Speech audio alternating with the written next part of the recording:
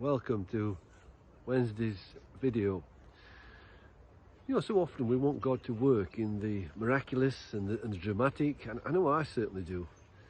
But we can often miss God working his plans and purposes out in a hidden sort of a way, in a way that we can't immediately see. We see the working out of it all, but at the moment in time, we can't always see God's hand doing what he's doing, working out his plans and his purposes.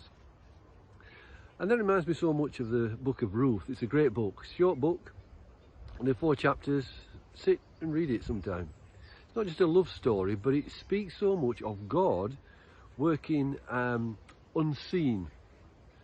He's the unseen conductor, he's guiding everything.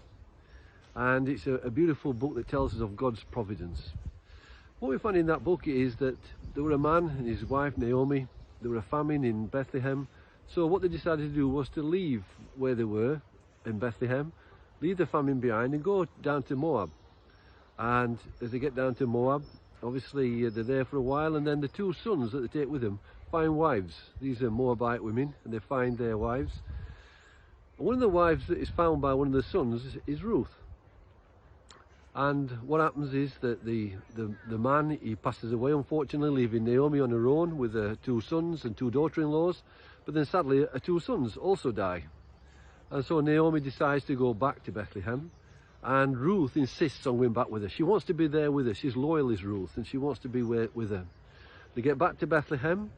The famine is still continuing, and so as they get back, Ruth decides that she needs to look after Naomi, her mother-in-law, and care for her, provide for her. And what she does is she goes out in the fields gleaning. That is, she goes around collecting the grain that has been left by the harvesters, and she picks it up and she collects it.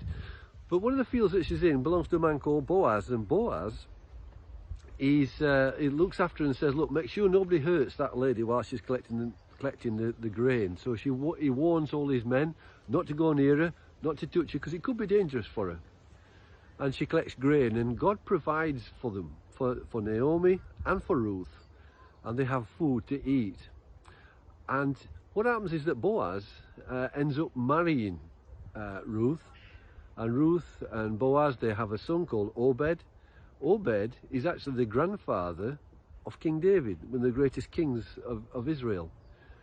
But it's also Boaz and Ruth and Boaz are in the genealogy of Jesus.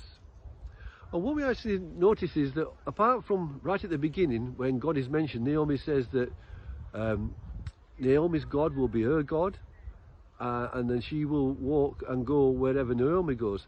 But the thing is, she turns her back on Moabite gods and she follows the one true God. But that's the only time that God is mentioned.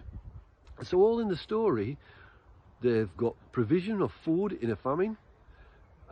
Ruth has a new husband in Boaz, and as I said, they end up in the genealogy of Jesus. And all that happens, and God is not mentioned. But God's quietly at work.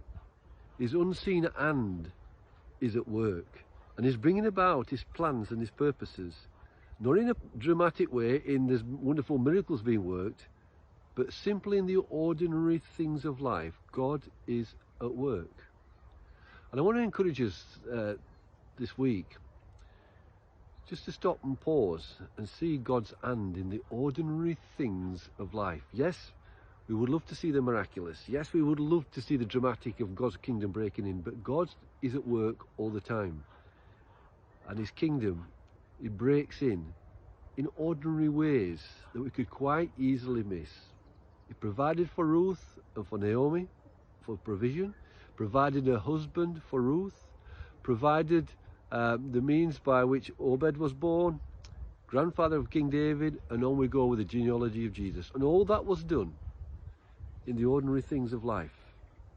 The hidden hand of God was at work. And there's nothing changed. The hidden hand of God is still at work today. Let's praise him. Let's count our blessings. Let's look for him in the ordinary things. God bless.